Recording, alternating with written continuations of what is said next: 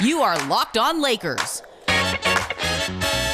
your daily Los Angeles Lakers podcast. Part of the Locked On Podcast Network, your team every day.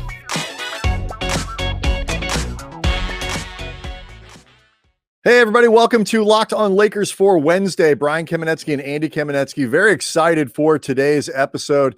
We will get that started in just a second. First, want to let you know that this episode brought to you by Spotify Green Room. Download the app and join us this week, Friday, noon Pacific. Back to noon Pacific on Fridays to get in on the action. We'll talk Lakers free agency, the draft, all that stuff coming up.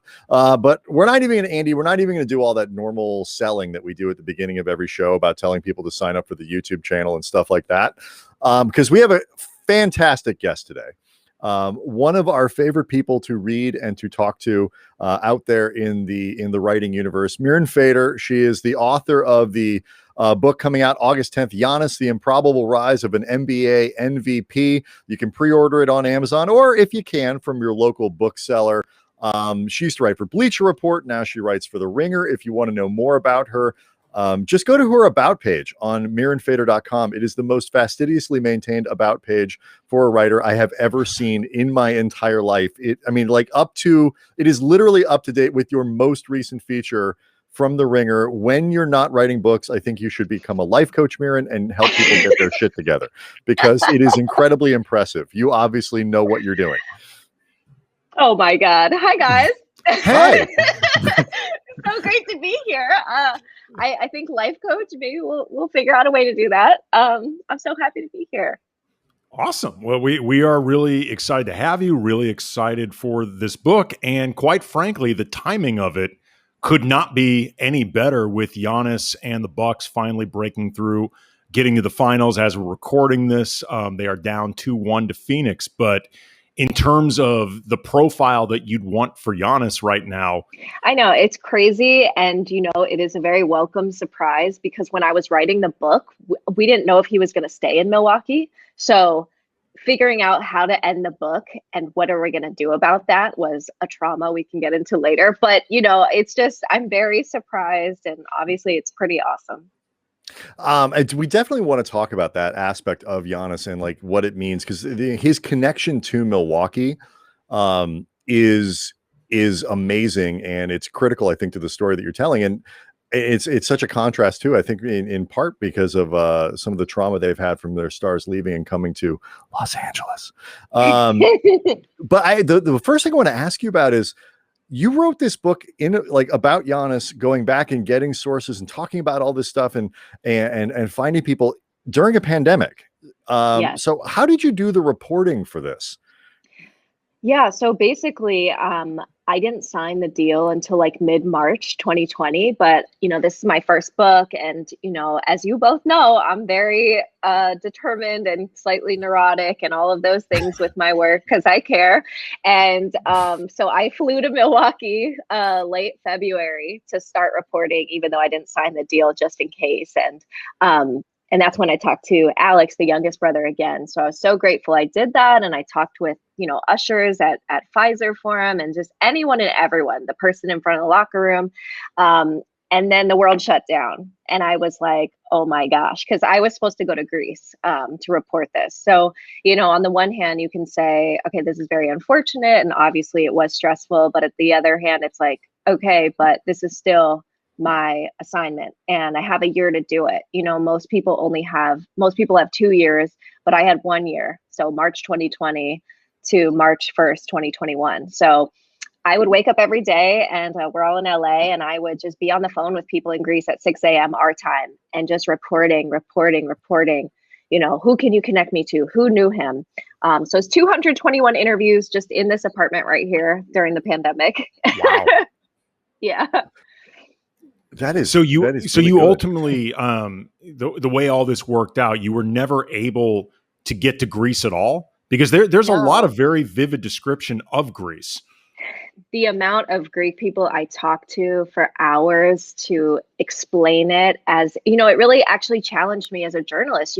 Explain the street. What does it look like? What does the tree look like? What does the store look like? And I was super fortunate also to hire a researcher on the ground, a person who lives in Sepolia, and he would send me videos and pictures, and just the kindness of some Greeks to help me was just enormous. And I made friends with a lot of the Greek journalists that cover sports there and covered Giannis, and they were just so helpful. I could just, WhatsApp them like, hey, what's the Greek word for, this? Because as you know, there's a lot of Greek in there. I wanted you to open the pages and like smell where he comes from, see where he comes from. I want you to feel like you're there. And so I would definitely say this was the hardest project I've ever worked on, because normally it's me doing the seeing, me doing the smelling. Like I'm there with my notebook.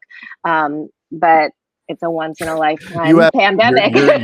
Your smelling is the stuff of legend among writing circles. The people who do this for a living, we always talk about that as one of your greatest traits. But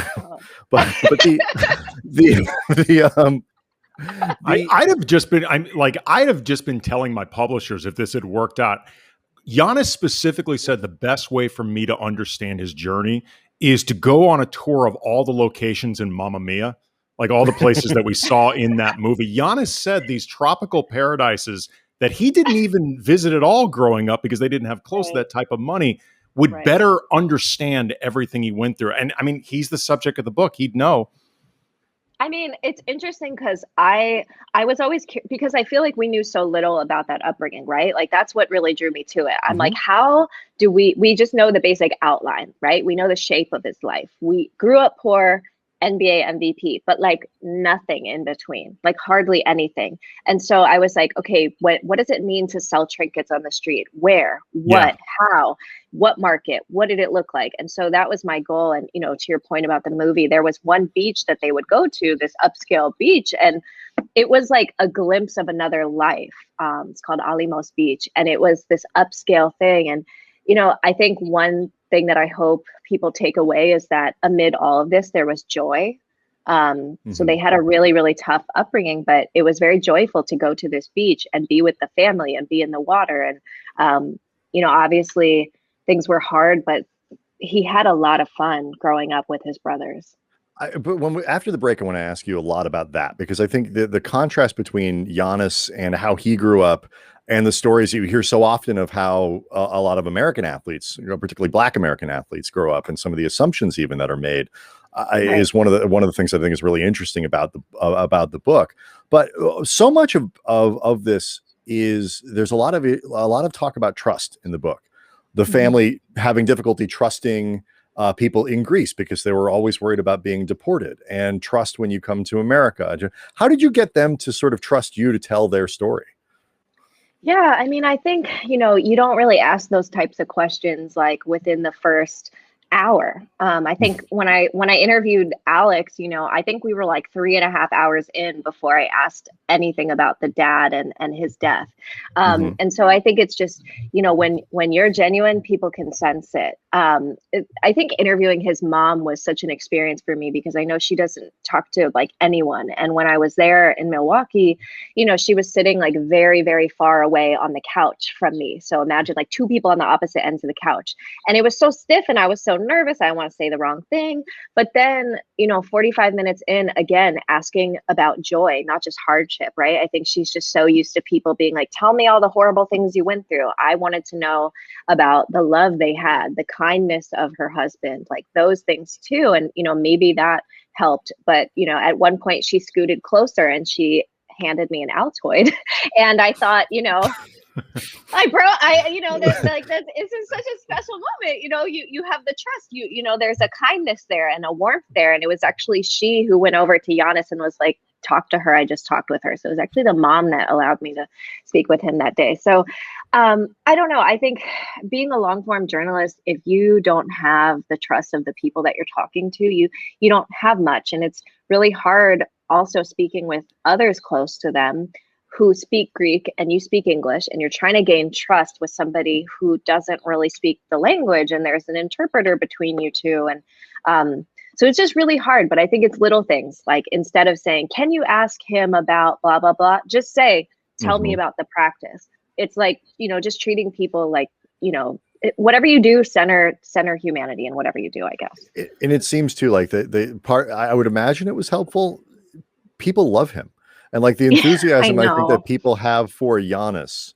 Like there was I think it was Monday, there was some thing on Twitter going around, tell who is the most sort of popular NBA athlete, the guy with the least negative thing. And I'm thinking to myself, after your book comes out, the answer ought to be Giannis, because like there's everything about this kid Giannis that you're writing about is incredibly likable, and the enthusiasm for him comes out in the people that you talk to. I suspect that was helpful. It was really helpful, and it also just made me feel confidence in the reporting, because when you talk to over 200 people and not one person has something negative to say, I think it's fair to say this is a beloved person, and you can feel confident in that when so many people share similar anecdotes. But I think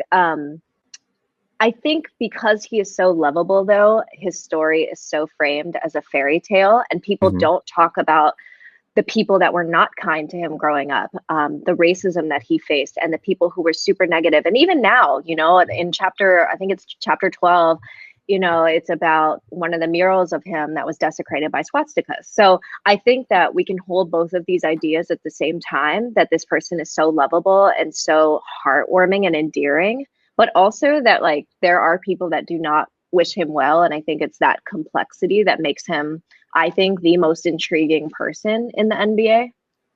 That's a great jumping off point to talk about some of the things that are in the book about that subject. So much more that we want to do about Giannis, about his early time in Milwaukee, about what shapes Milwaukee as a basketball culture, and how that compares to the rest of the NBA. We'll do that next. This episode of Locked On Lakers brought to you by Spotify Green Room, the first social audio platform made for sports fans, free to download. Once you're in, you can talk with me, Brian, other fans, athletes, insiders in real time about your favorite team or sport. In this case, obviously the Lakers. We're going to be hosting rooms for Locked On Lakers once a week, Fridays, noon Pacific. Join in the conversation you hear here every day. Perfect place to start or join conversations about the league, Spotify Green Room. You'll find fans just like yourself. So download the free Spotify Green Room app right now, currently available on all iOS devices. You don't have to spend devices. Any of your advance, Mirin, to download this app. It's great. So follow us at Cam Brothers on Twitter to be notified when our room goes live. It's always under A. Kamenetsky. You're not going to want to miss it. Again, noon Pacific time. We always want to hear everybody's thoughts on the Lakers. The rooms have been a lot of fun. So we'll see you there. Spotify Green Room, changing the way we talk sports. So Mirin, in the book, there is, I think, a lot of that, what you talked about before the break, making sure to remind people of what was going on and what the culture was like in Greece and in Europe, particularly for not just for Black players, but Black immigrant players. Can you kind of lay that out for people, what exactly it was that Giannis was seeing and his family was seeing? Yeah, absolutely. So around this time, Greece just in general was dealing with the financial crisis and the aftermath of that. And so a lot of immigrants lived in neighborhoods like Sopolia, which, he lived in. But his neighbors were fellow immigrants of different countries. But there were this neo-Nazi group called Golden Dawn, and Golden Dawn, which has now been ruled as a criminal organization, they literally murdered immigrants. They would chase them, harass them, just a completely xenophobic, racist group. And it was terrifying. And so like one of the things Kostas told me was like, we knew we couldn't walk alone at night. And the book kind of chronicles different experiences they've had just being so hyper aware of these people. It's not like they walked outside and immediately they were like, oh my God, I don't feel safe. But it was this thing lurking in the background always of what could happen, because even though they lived in a majority migrant neighborhood, they were always in white spaces, particularly on the basketball court and also on road games. So I talk about road games where fans would shout horrible racist things at Giannis, calling him a monkey. And so, I just think it's important to talk about that, and it's important to talk about other Black migrant basketball players whom Giannis was friends with. I chart their journeys and the way they haven't been able to ascend, because like Giannis, they're undocumented because Greece does not give citizenship, even if you are born there, if you are a migrant. And so I wanted to do that to say, look, what happened to Giannis was miraculous and wonderful, but he could have easily been just like his Black migrant friends that were not able to ascend. So I think that part is often left out about Giannis's journey, whether intentionally or not. And so I hope that gives readers clarity of like really what this was like as an undocumented Black person in Greece. Yeah, beyond those details too, Mirin, you also get into how Giannis had this fear of his parents being deported, that was on his mind constantly. He also grew up fearing the police. And the situation that you described reminded me a lot of the tension that's been rising, over the last several years in this country, particularly in the Trump era, but, with what happened during the bubble in terms of this racial reckoning in America and the Jacob Blake shooting, which hit the Bucks especially hard, being Milwaukee and Wisconsin. Just how much do you think the current climate, he was prepared for it just by what he experienced? And have you gotten a sense of just the commonalities that he's found in America now versus what he grew up then? Yeah, absolutely. There was a later chapter about how when he comes to Milwaukee, Caron Butler is really teaching him about racism in America. And to be in a place like Milwaukee where, the Bucks team president, Peter Feigin, said this is the most segregated place in the US at one point. So he's like keenly aware of this, but the way that, learning about in the US, the way Black people are murdered and coming from a situation where he was targeted for harassment and just racism in general, it's like, this was not new for him. He's always been singled out. He's always been made to feel aware that he is different. I think people don't realize how xenophobic places in Europe are. You could say the same thing we're talking about Greece. You could say the same thing for so many other places in Europe. And I think that look at the reaction after soccer between England and Italy. Exactly. So, racism is everywhere, and Giannis is certainly like hyper aware of that from an early age. But I also think what makes his lens interesting about this is that there were also like very kind white people that respected him and showed him dignity. This one woman who I talk about in the book, her name is Marietta. She was like his godmother, and she was just some random white woman in a neighborhood, in Athens, and she had no reason to help them out as much as she did, but she did. And I wanted to make sure that the book had both, because I think when Giannis looks at his life and all of his identities, he's able to hold all of these things at once. Yeah, the village, so to speak, that kind of rises around him and his brothers is remarkable. But the other thing that I think is going on in here is there's the lens of race and there's also the lens of poverty. And that story that you're telling of, hustling on the beach and the family not eating, and, Charles not eating, the dad not eating, the parents sort of, and all of these things, and the awareness that the kids grow up with. We have, I think, in this country, like almost the assumption that if you're a Black athlete, particularly, you grew up in a tough neighborhood and probably a broken home, and you're overcoming, like, it's almost the stereotype. I think what is different and what is similar about how his upbringing in Greece and the poverty that he experienced in Greece kind of shaped who he was. I mean, are there parallels to American athletes? What's similar? What's different? Yeah, I mean, there definitely are similarities and differences. I think the first thing that came to mind for me when you said that was this concept of birthright citizenship, right? So, because Giannis, even though he was born in Greece, he was not a citizen. He was not considered Greek, so he couldn't get a passport. He couldn't travel, all of these things that made life really difficult. Obviously, as we know, Black people in America, even if they have citizenship, are disenfranchised every day in a multitude of ways, whether it's redlining or, just really at every institutional like facet of life. So there are definitely similarities there. I think in Greece as well, the system is different. So we're talking about like the basketball ecosystem here. Mhm. Like there's no like AAU system where, at least in America, it seems like, despite all of these awful situations that a lot of players come from, there is sort of this path of, potential like getting out of this situation, but like there's less opportunities like that in Greece. And you basically have these two powerhouse programs, Olympiacos and Panathinaikos, and they're top EuroLeague teams. But if you are an undocumented basketball player of color, you can't sign with those teams because you don't have documentation. So I think there's parallels with Dreamers, for example, in America, but it is a different situation in a lot of ways too. Well, speaking of that, Mirin, I thought it was really interesting in the book how you described where Giannis and Thanasis struggled to get a passport, and the Greek government being pretty indifferent to helping them out until it turned out they learned that they were going to apply for Nigerian citizenship instead. And this is right around the time where it started becoming apparent, okay, Giannis has the potential to become a star. And if he becomes a star in the NBA, Greece can capitalize on this. And it serves as a reminder, like wherever you're talking about in this world with sports, these guys are always commodities, and how much money affects or alters the bottom line or just decisions involved, like the commonalities of that, I thought was really interesting. It also led, I'd love for you to share the details on this, to them changing their last name. Like Giannis essentially performs under a stage name.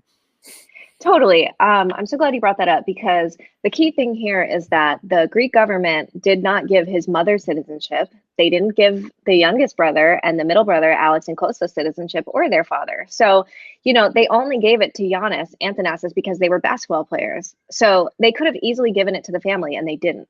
And I think that's what I mean by, his story is framed as this fairy tale rags to riches, but the Greek government literally dragged its feet on giving him citizenship. I interviewed the prime minister at the time, who was largely involved with the citizenship, and Anthony Samaras, and he just kept dodging the question, would you give him this if he wasn't a basketball player, if he wasn't going to go to the NBA?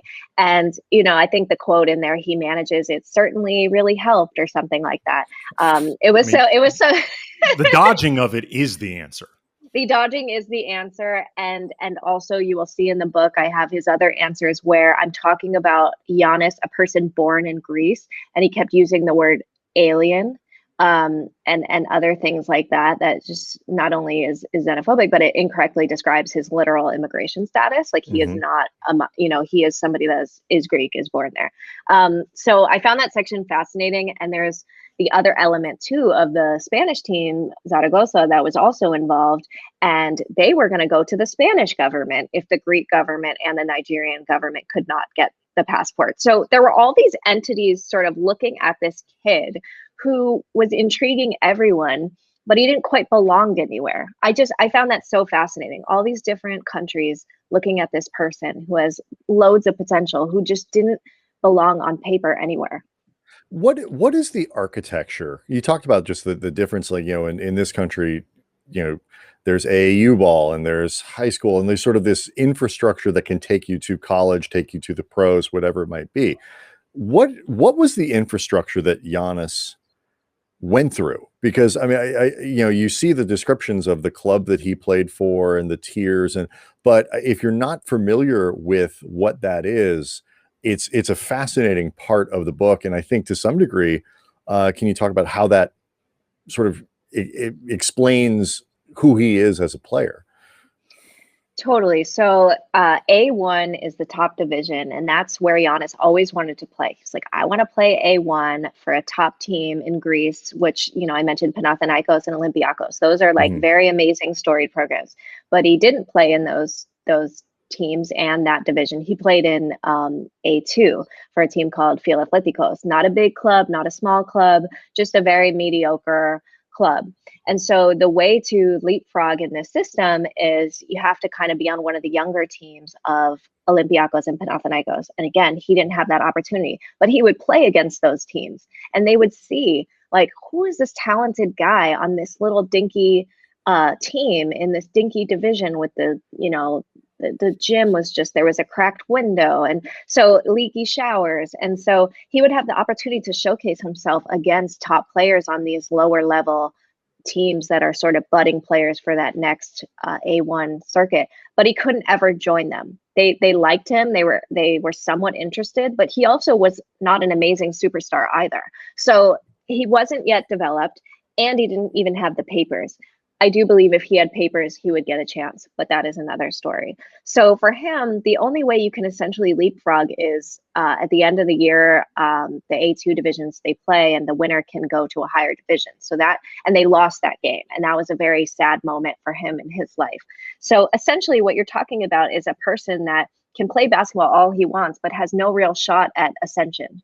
And so the only reason why he ascended is because this tape of him was, you know, assembled to various scouts. And it does really honestly show how extensive the American and international scouting network is to find somebody in this podon division where people are like smoking cigarettes. The players are smoking cigarettes. They have beer bellies. It's sounds so amazing. bad. I'm not gonna lie. I would like to get a run in. Yeah, yeah. I mean, I know. I would like to go. What's the downside? But I will say those players, because they were not top people, they played hard, and I think it made him better. A lot of the people I talked to said it made him, to your second question, how did it make him into who he is? They would foul the crap out of him, and he had to learn to adjust because this was not your most fundamental base, the most, you know, fast-paced thing. And so he actually learned how to be aggressive and work hard in that division. Mm-hmm. So I actually think it helped him. It's that thread of Giannis's personality about how hard he works and how he constantly would get up and the pride that he had, you know, is very respectful of authority. I think it's something that comes through the book, but I love that moment where, you know, he gets explained to him who Bambi is when he gets to the NBA and they call him that. And he's like, wait, a baby deer? I am not a baby deer. Like, no. But I love that. Yeah. What is the contrast with him with that, the drive and the pride with also the respect, because, you know, basketball is a trash talky, you know, kind of environment where, you know, you are constantly kind of putting yourself out there and puffing yourself up and all that to survive. He sort of played both sides of that. It's fascinating. Yes. So I love that example that you just named. One of my favorite chapters to work on was called Mean. And it's because Giannis was not mean. He was so nice and so lovable. Like Skip Robinson, this man who worked for the Bucks, who really looked after Giannis his rookie year, he said he had to practice his scowl because he's not that guy. He's a very lovable guy. Now, I know we all are watching the finals, and I know you see the scowl, and I know you see the this. I know you saw that moment in the huddle when he's riling people up. But at this point, you know, circa 2014 to 15, he was just like such a nice, lovable, endearing, adorable person. And he had to develop a mean streak because it wasn't in him. He was so deferential to authority and so kind. So he would practice the scowl in front of the mirror and he would practice his roar. And Brandon Knight was telling me, man, like I kept telling you, got to work on your roar. Like it's not convincing. And then he did it one time in a game and Karan told me, he's like, where the hell did that come from? And so I think he's always had that. But I think I know it's funny to think about and talk about, but I think underneath that is the greatest skill that he has, which is that he's a great listener. Because he is so like respectful of authority, he knows how to listen, which is a skill, and it's half the battle in the NBA. And I think because he was such a good receptor and such a good listener, and because those humble aspects of his personality from childhood that you just mentioned, I really do think that's why he was able to be such a quick learner in the NBA. Certainly a quality that I think you recognize doing what you do for a living, because it can't be done without being able to listen. I want to ask a quick question about something you just mentioned, but then talk to you about family, because that is, I think if this story is about anything, it's about that. And so we'll do that next. Locked on Lakers brought to you by Built Bar, the best tasting protein bar ever. These are bars covered in 100% chocolate, soft, easy to chew, not like those deadbeat protein bars out there that are just, you have to spend 2, 3, 4 You practically hours. need a saw. Yeah. No, it's ridiculous. They're They know who they are. I'm not going to say them by name, but they know how much they suck. Built Bars, however, though, they're healthy. They're great for health conscious guys. You can lose or maintain weight while indulging in a delicious treat. Low calorie, low sugar, high protein, high fiber. Great for keto diets, and they taste more delicious than ever. You got the 12 original flavors like raspberry, coconut almond, salted caramel, banana bread, new flavors including cherry barcia, lemon almond cheesecake, cookies and cream. Mirin, this is the type of stuff, because there's a lot of details in the book about how the experience of American food just blew Giannis's mind, especially, growing up where you literally had to worry, will I have anything to eat at all? Giannis would have gone to town on the Built Bars.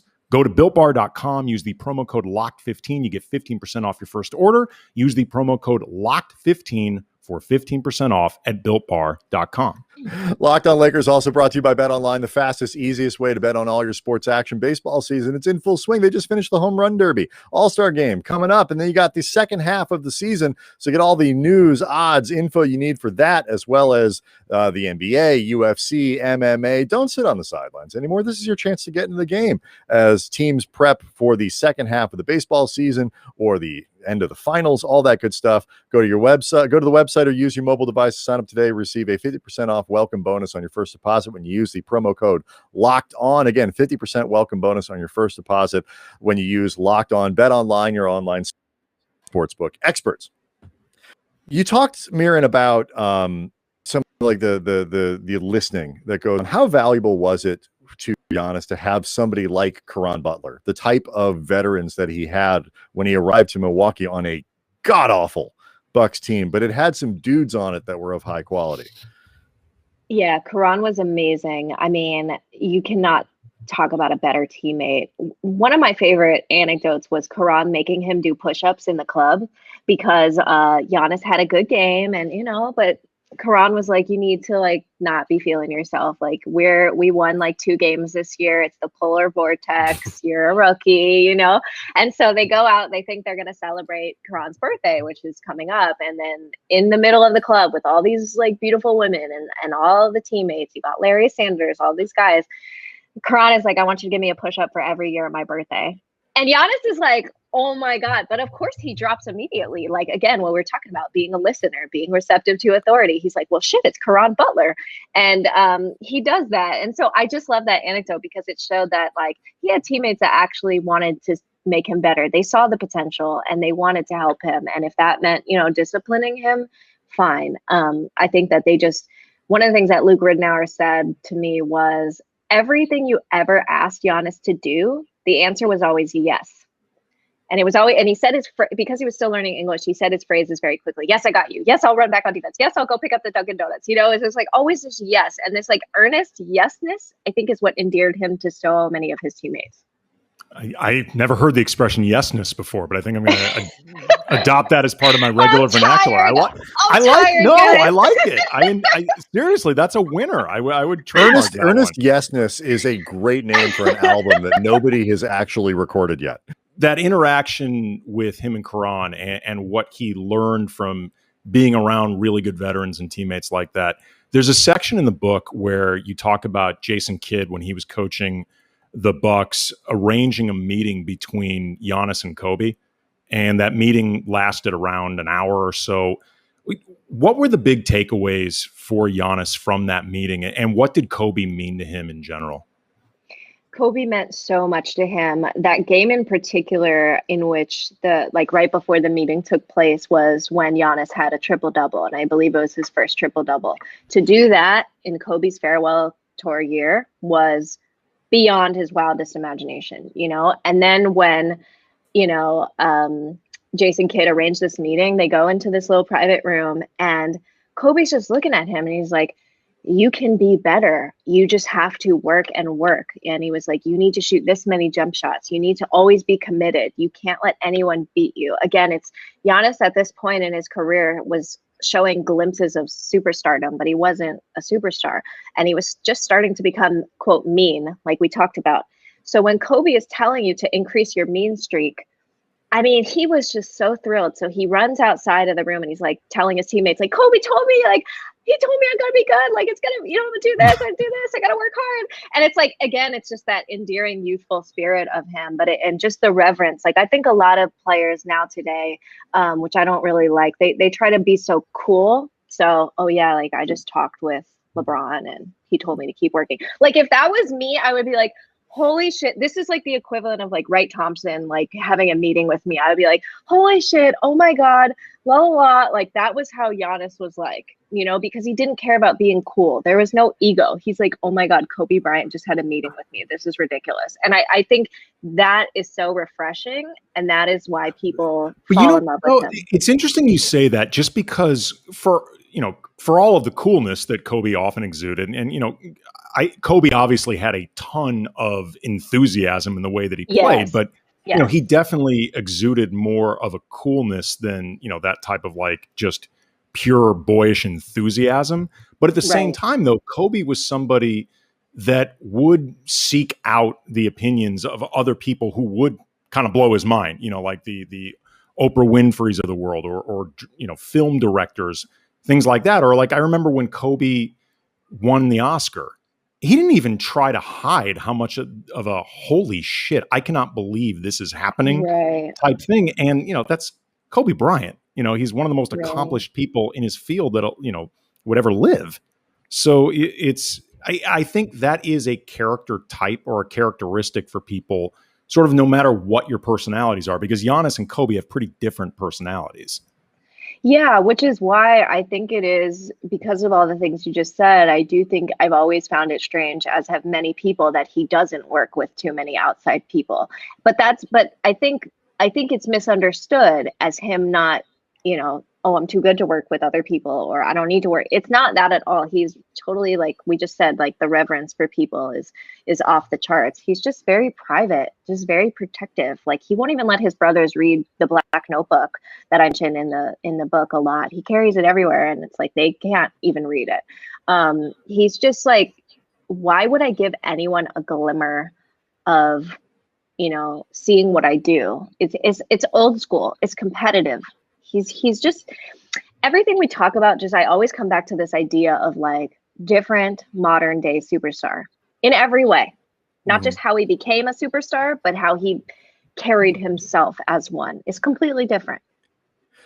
How much of the book really ultimately is about family and about, his connection to his brothers, to his mom, to his late father? So much of it. And it was really important for me to ground the entire book in that, because that is what matters to him most. They were telling me, him and his brothers were telling me, like, we want to win. We all want to be in the NBA, we want to be on the same team, but it's really just, it's more than basketball. It's a love and a bond. And so as you see throughout the book, I chart the journeys of his brothers too. It's not just one little section. We return to them as they grow older, because Giannis is influencing them as they grow older as well. I think people are close with their families, but this is a different type of close. Like Jared Dudley was telling me that he had to convince Giannis to move out of his mom's apartment when he was in that second year in the NBA. And Giannis was like, that's crazy. I'm not going to do that. But Jared was like, dude, you're going to be 21. You got to be your own man. You got to live by yourself. And Giannis just like, no, but that's my family. It's just a different level of closeness. And I think also, like, it makes sense to me how they become even closer, because the death of his dad was so earth-shattering to all of them.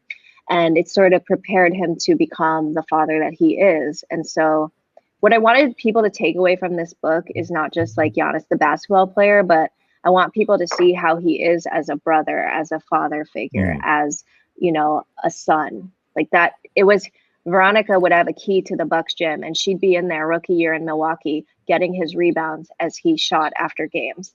Like that is so beautiful to me. And I just really hope people take away those types of like memories with them.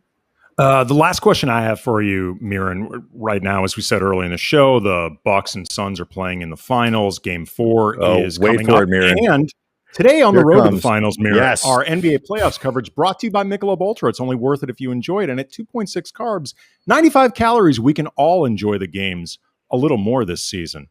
It's professional, Mirin. That's his favorite thing to do. Everyone's telling me I need to go keto, so I'm living for these ads right now. As far as seg goes, Mirin, I don't like to brag, and I like to stay humble just because I think it ultimately makes you better at your craft. I'm the best in the business at this. He's the Terry Gross of seg. I was going to say, very fluid. I give incredible seg. I'm not going to lie. But what do you think this finals appearance means to Giannis personally? Just the place he's in now after the season's coming up short, and the fact that he is performing well. He overcame what looked like a pretty rough injury just to be at this point. The obvious caveat, he wants to win more than anything else, but just the idea of reaching this place. Context is everything, right? Like the idea of reaching it is so beyond this moment. When I did that trip to Milwaukee before I signed the book, I was able to attend the game that they had against the Thunder. And it was a blowout. It was like late February 2020. And in the locker room after, I asked Giannis, I was like, did you ever think when you won 15 games as a rookie that you would ever be in the position to have people talking about you as a playoff team? And he was like, stunned that I think I would bring up this horrific 15-win season. But, because so much of beat reporting is in the moment, right? But I wanted to take a step back and just kind of figure out what it all meant. He was like, I never, ever could have imagined this. And I think it's so true to now flash forward this, never could have imagined this either. Milwaukee as a city has had so much trauma from their team, always this feeling of being left behind, whether it's Kareem Abdul-Jabbar going to the Lakers and the wound that left, or even before that, like in the book, I talk about how the Bucks left to Atlanta and how everyone is like, Milwaukee can't succeed as a basketball city. So Giannis has inherited all these decades of bad deals and bad ownership and all these negative things. And he comes in here and he's like, no, I love this place. I love this city. I love the people here. And so to take them with him, it's incredible. And I know how much it means to him. I know how much it means to others. I talked to so many Milwaukee fans for the book, and the one thing they kept telling me that why they feel so close to him and why this is so special for all of them is because they feel like they've grown up with him. They've watched him grow up. And a lot of franchises don't get to experience that with the movement that happens and the way teams don't really invest in young players who aren't ready. They just throw them in the G League. Giannis was the total opposite. So I think that it means so much to all of them because it's like the unthinkable happened. Milwaukee fans always told me it's hopeful worry. The Bucks are going to Bucks. They're not going to make it. They're going to get bounced out of the first round. But then they kept hoping and they kept loving, and it is surreal to actually see it go that much farther. It's really cool. It's a great place to wrap it up. I mean, the book is fantastic. You really, if you like the NBA, if you like stories about family, if you like stories about very likable people, it really is a great book for you. It's Giannis, The Improbable Rise of an NBA MVP. It comes out on hardcover on August 10th. You can order it from Amazon. You can order it from your local bookseller. I know we told you we'd keep you about a half hour. That's a lie. By now you probably know that's that how we get you in like that. That's right. Yeah. I love being here. I could talk to you guys forever. Okay, cool. That's a dangerous game. Yeah, don't be careful. Be careful. All right, but it is such a great read, and you are so excellent at what you do. Very happy and just for you. Keep in mind that we are not deeply resentful for how good you are at it at a young age. We're counting on you to one day hire us for something, Mirin. Right. So we're take care of us in our old age. A lot of flattery, all that. Right. Oh my gosh, guys. All that good stuff. I'm turning bright red. Our listeners can't see. I am a tomato. No, but the viewers can. Did you know, by the way, that some of this is for people to see? Is this live? Hey everyone, I look like a no, it's not live, right but we will be posting video. So, okay, great. Another thing, we don't have the most impressive books behind you. You know what? I got a tweet from the people that rate your rooms, and they were dissing my bookshelf. They said it needs a plant. I was low-key insulted. I'm trying to see the titles. What's on there? All right, we've got Cast. We've got The Shadow King. I love that book. I just read that book. Of course, we have Kiese Layman, How to Slowly Kill Yourself and Others in America. Of course. Yeah, of course. Howard Bryant, The GOAT. Oh, okay. Nice. No, we like Howard. I really love Sigrid Nunez. I have 2 of her books over there. Yes. Me too. Only 2? I have others. I have 3 bookcases. Now you're just trying too hard. Right. I'm sorry, guys. I love how you just basically exposed me as functionally illiterate. Thank you very much. It's a great place to end this. Normally I feel really awkward and out of place when people talk about like contemporary hip hop or things like, because I have nothing to offer. Like musicians, like I was only a couple years ago, I found out The Weeknd was a person and not a band. Like stuff like that goes. But now I also find that I am complaining because I didn't understand any of the words that you just said. Those could have been completely made up human beings, and I wouldn't know. It's very similar to like how I look at the NBA draft. I don't know who these people are. So thanks for that.